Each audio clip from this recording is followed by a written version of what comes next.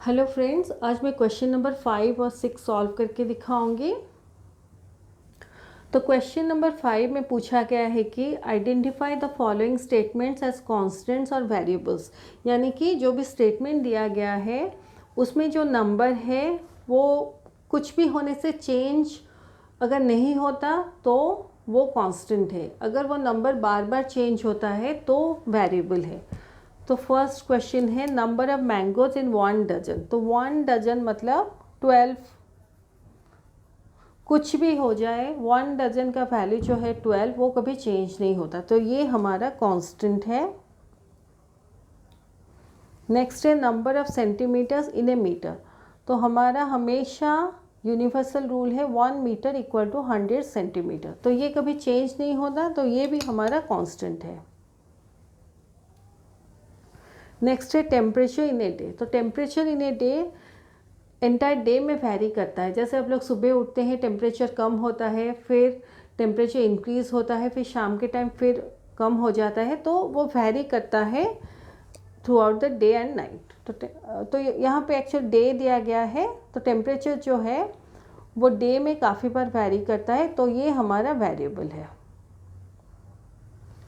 Degrees इन ए right angle. तो right angle हमेशा 90 degree का होता है, कुछ भी हो जाए इसका वैल्यू चेंज नहीं होता, तो ये कांस्टेंट है। Degrees in an acute angle. तो एक्यूट एंगल हमें पता है more than 0 degrees but less than 90 degrees होता है।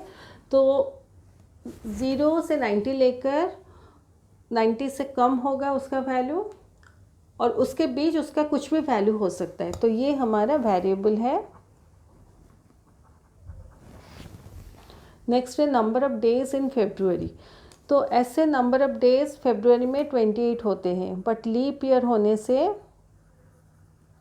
डेज हमारे 29 होते हैं। तो फेब्रुअरी का जो नंबर ऑफ डेज है वो एवरी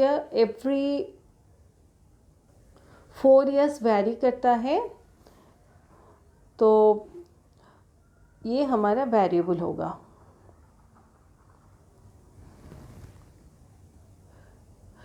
जो फेब्रुअरी का नंबर ऑफ़ ईयर्स है वो ईयर वाइज आप लोग फाइंड कीजिए।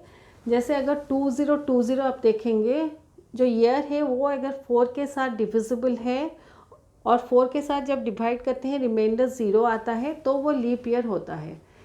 नहीं तो जो ईयर 4 के साथ डिवाइड नहीं कर सकते और जिसका कुछ रिमाइंडर बचता है उस ईयर में फेब्रुअरी के नंबर ऑफ़ डेज़ 28 होते हैं। जो लीप ईयर होता है फेब्रुअरी के नंबर ऑफ़ डेज़ 29 होते हैं।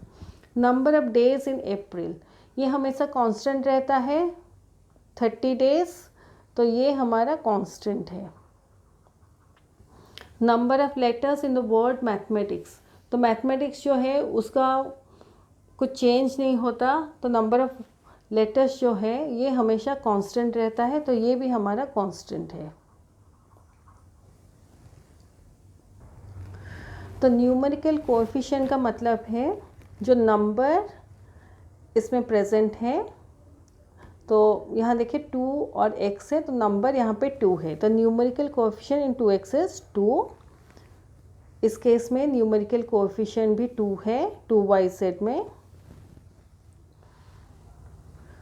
Numerical coefficient in 1/4 x² is, यहाँ पे देखिए जो नंबर है 1/4 है।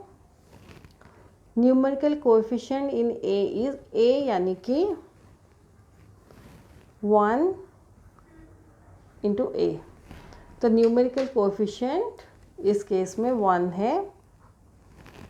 -yz, इसका मीनिंग है -1 इंटू y इंटू z, ऐसे। तो इस केस में न्यूमेरिकल कोएफिशिएंट -1 है। 3pqr में न्यूमेरिकल कोएफिशिएंट 3 है।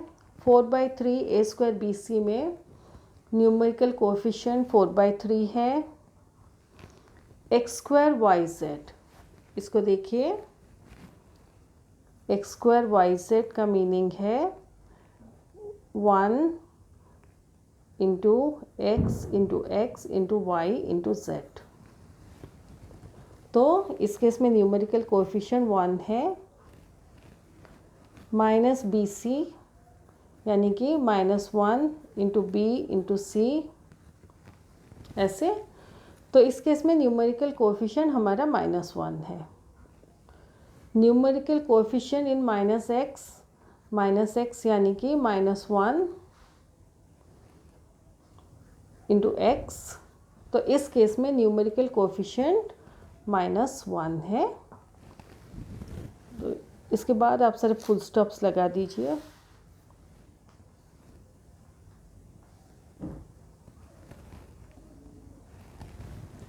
तो ये इसका सॉल्व सॉल्यूशन है। तो ये हमारा वर्कशीट 3 ख़त्म होता है। मैं अपने नेक्स्ट वीडियो में नेक्स्ट वर्कशीट के क्वेश्चन सॉल्व करके दिखाऊंगी।